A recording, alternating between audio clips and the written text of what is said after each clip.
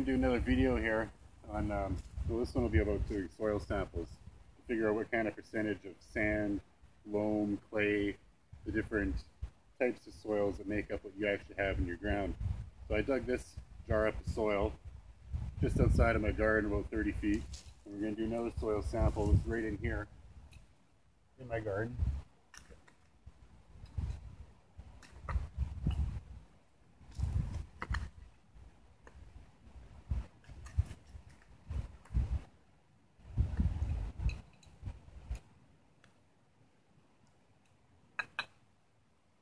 They look good. I got a nice dark soil in my garden here. It grows stuff pretty well. So next we'll do is we'll pour water in these, shake them up real good so it's all swirled around and mixed completely in a solution, and then we'll let it settle out for about 24 hours, longer, whatever, and then we'll be able to tell if the gravels and sand at the bottom, and then the clays, and where the loam is, how much organics we have in our soil. We'll be able to figure out the percentage ratio of what kind of soil we actually have, what's really in it, and then from there we can decide what we need to do to make it better. So now we'll go and do that. We'll go get some water in these and shake them up and come back to the video tomorrow.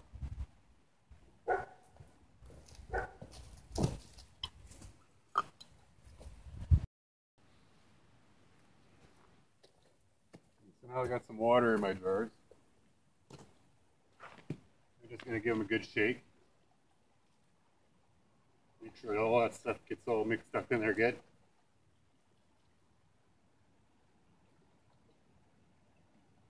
All right, one.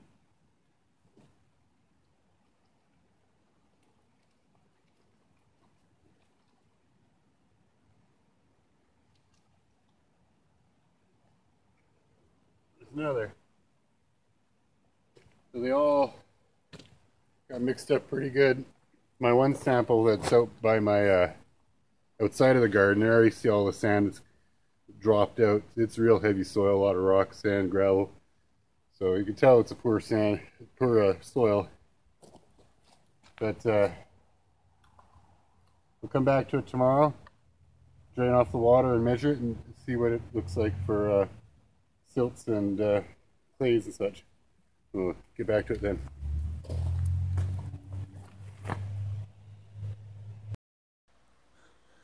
Alright, it's been about 48 hours. I've let this settle out so that the water's become fairly clear. Most of the solids have dropped out of the solution now. So our sample on the right, that's the sample I took about 30 feet from my garden. It hasn't really been added to with any soil amendments. No compost or manure has ever been added to the soil here on the right.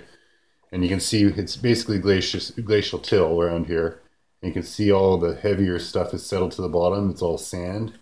And then the finer grains are here.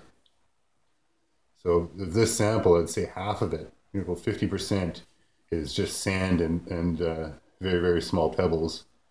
And then this layer in here, it's a finer sand, like almost like a flour.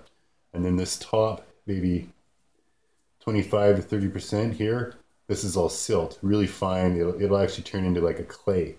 It'll be a real slippery and greasy like when it gets wet. So the soil outside of my garden looks like it's about 50% sand, and at least, and maybe about 30% clay, the silt, the fines. So this it would be terrible to grow in. It's just a terrible.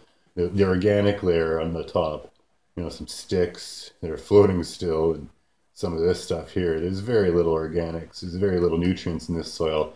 It would be hard pressed to grow anything more than like mullein and other weeds, and you probably grow garlic in it.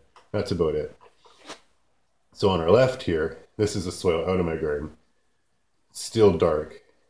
A lot more organics. You see the wood and roots and stuff that are floating that haven't settled down to equal up with the other ones. They were both about the same amount of soil in the jars when I started. So there's a lot of organics still floating, uncomposted organics.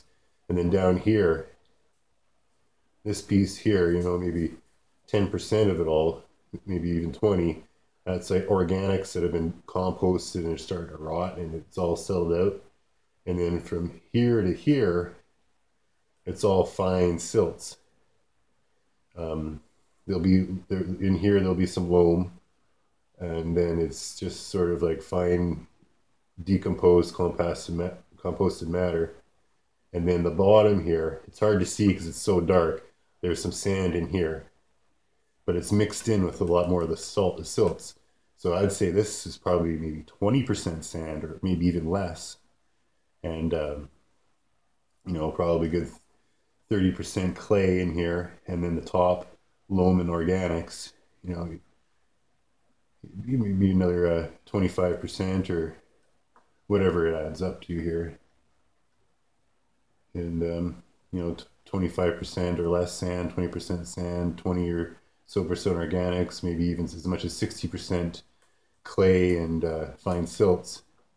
But this is a good way to be able to cheaply find out more or less how much organics and how much nutrients would be in your soil without doing a proper analysis, like a chemical analysis that a lab would do for you. But let's see if we can get a close-up so we can get a better look at what I'm talking about here.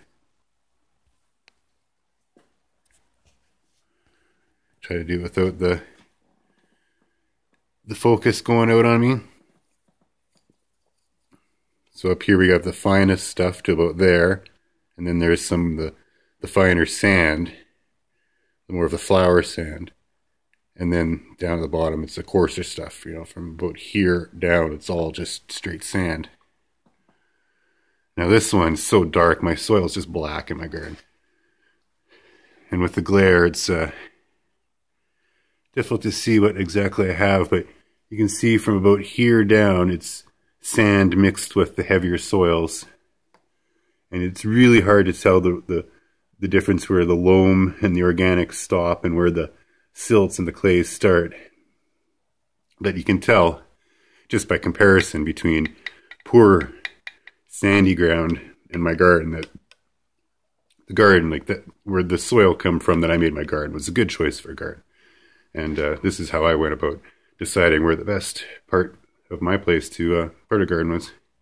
Anyways, I hope you like this. Share it and subscribe if you feel like, and I'll see you in the next one. Thanks for watching.